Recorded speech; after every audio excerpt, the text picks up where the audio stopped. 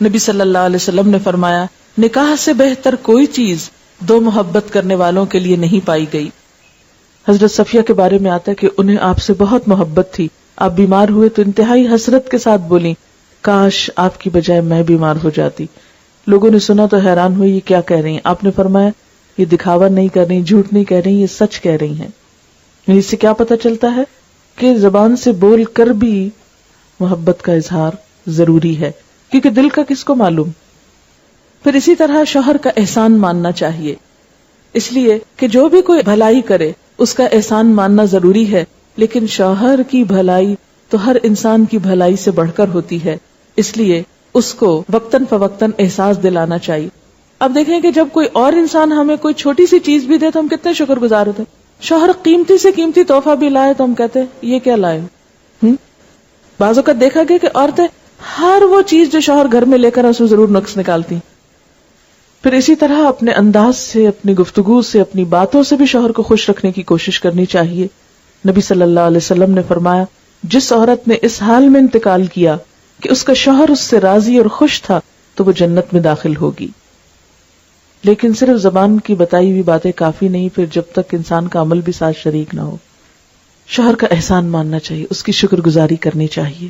حضرت اسماء کہتی ہیں کہ ایک بار نبی صلی اللہ علیہ وسلم میرے پاس سے گزرے, میں اپنی سہیلیوں کے ساتھ تھی, آپ نے ہمیں سلام کیا اور ارشاد فرمایا تم پر جن کا احسان ہے ان کی ناشکری سے بچو.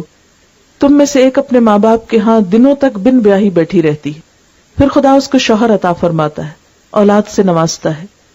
ان تمام احسانات کے باوجود اگر کسی بات پر شوہر سے خفا ہوتی ہے تو کہہ اٹھتی ہے میں نے تو کبھی تمہاری طرف سے کوئی بھلائی دیکھی ہی نہیں. اکثر عورتیں یہ کہتی ہوئی سنائی دیتی اس گھر میں آ کے تو قسمت بھی پھوٹ گئی, کوئی خوشی نہیں دیکھی آج تک. حالانکہ ایسا نہیں ہوتا. مشکل یہ ہے کہ جب غم آتا ہے تو سب خوشیاں بھول جاتی ہیں. تو انسان کو عدل و انصاف سے کام لینا چاہیے اور ایسی بات زبان سے نہیں نکالنی چاہیے کہ جس سے ناشکری ٹپکتی ہو. نبی صلی اللہ علیہ وسلم نے فرمایا خدا قیامت کے روز اس عورت کی طرف نظر اٹھا کر نہ دیکھے گا جو شوہر کی ناشکری ہوگی, حالانکہ عورت کسی وقت بھی شوہر سے بے نیاز نہیں ہو سکتی. شوہر کی خدمت کر کے خوشی محسوس کرنی چاہیے.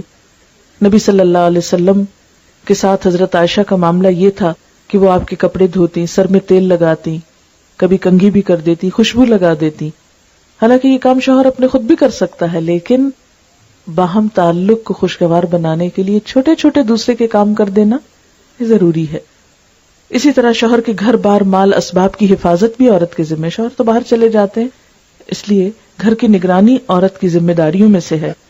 آپ صلی اللہ علیہ وسلم نے فرمایا قریش کی عورتیں کیا ہی خوب عورتیں ہیں, بچوں پہ نہایت مہربان, شوہر کے گھر بار کی انتہائی حفاظت کرنے والی. یہ اچھی عورت کی خوبیاں ہیں. نبی صلی اللہ علیہ وسلم نے فرمایا مومن کے لیے خوف خدا کے بعد سب سے زیادہ مفید اور باعث خیر نعمت نیک بیوی ہے. جب وہ اسے کسی کام کو کہے تو خوشی سے کر دے, جب اس پہ نگاہ ڈالے تو اس کو خوش کر دے, جب وہ اس کے بھروسے پر قسم کھا بیٹھے تو اس کی قسم پوری کر دے, جب وہ کہیں چلا جائے تو اس کے پیچھے اپنی عزت و آبرو کی حفاظت کرے, اور شوہر کے مال و اسباب کی نگرانی میں شوہر کی خیرخواہ اور وفادار رہے.